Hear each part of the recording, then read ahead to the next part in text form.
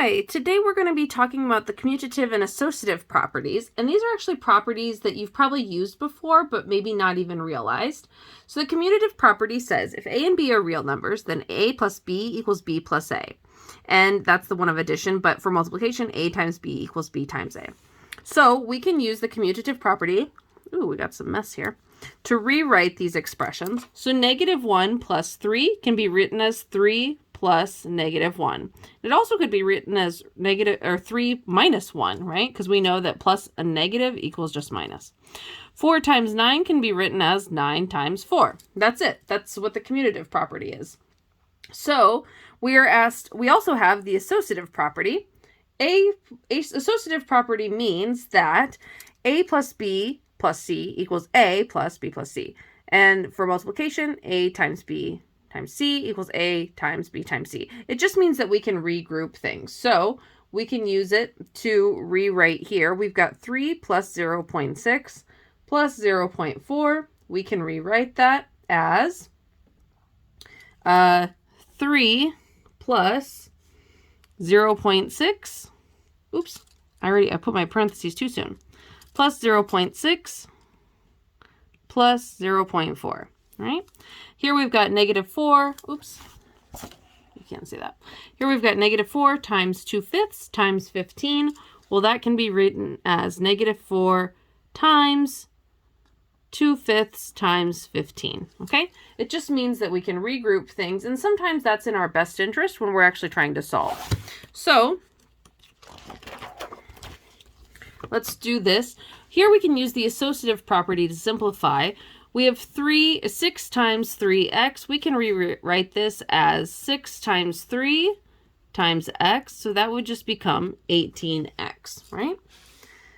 Now we're asked to evaluate each expression when x equals 7/8. So we have x plus 0.37 plus a negative x. If we want to rewrite that, we would have 7/8 plus 0.37 plus a negative 7/8, right? Now, I can move things around so that I would really have like 7/8 plus a negative 7/8 plus 0.37, right? 7/8 plus negative 7/8, I know that's going to cancel out. I can change it to a decimal, but I don't really need to. And I know that my final answer is going to be 0.37. Again, here, I would have 7/8 plus a negative 7/8 plus 0.37. Well, look at that. We don't really need to move anything around because it's already there. These are going to cancel out, and I'm going to get 0.37. Okay, let's do a few more. We're asked to evaluate each expression when n equals 17. We have 4/3 times 3/4 n. I can rewrite this as 4/3 times 3/4 times 17. Well, if I regroup this as 4/3 times 3/4 times 17, I know that 4/3 times 3/4 is just going to become 1. So I'm going to have 1 times 17, which is just 17. Okay. Again, 4/3 times 3/4 n. I would have 4/3 times 3/4 n times 17. These are going to cancel out and be 1 times 17 is 17. So now let's simplify a little bit. Here we have -84n minus or plus a -73n plus 84n. I'm going to simplify this before I even would try. These are just to simplify. So I can rewrite this as -84n plus 84n plus a -73n. Well, these are going to cancel out. So now to simplify this, I've just got a -73n. Here I have 7/15 times 8/23 times 15/7. You probably kind of already see what we're going to do here. Rewrite this as 7/15 times 15/7 times 8/23. These are going to cancel out and be 1, so I just get 8/23, right? Nice and simple now. Let's simplify a few more. 5/13 plus 3/4 plus 1/4. Well, because I know that 3/4 plus 1/4 would equal 1, I'm going to rewrite this as 5/13 plus 3/4 plus 1/4. So this becomes 4/4, right, which is equal to 1. So now I have 5/13 plus 1, which is just equal to 1 and 5/13. And you can leave it like that.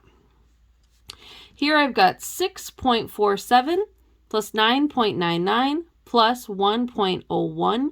So I can rewrite this as 6.47q plus 9.99q plus 1.01q.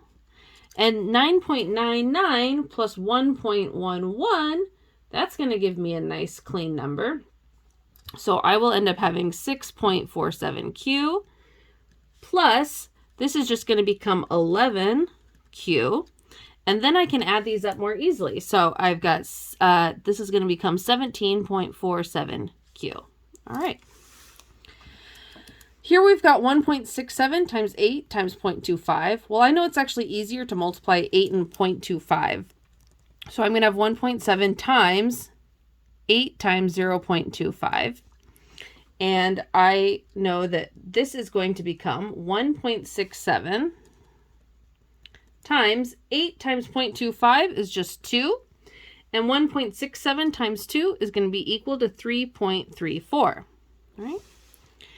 6 times 9x. This one we can just rewrite as 6 times 9 times x. 6 times 9 is 54x. And finally we have 18p plus 6q plus negative 15p plus 5q. This is going to become 18p plus a negative 15p plus 6q plus 5q.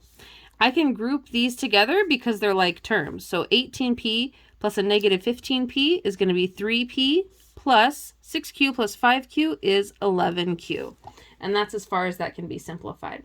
All right, so that's really what that means for, is that everything? Yeah, for the associative and commutative property. Hopefully you can use those. If you have questions, please bring them to class. Thanks, bye.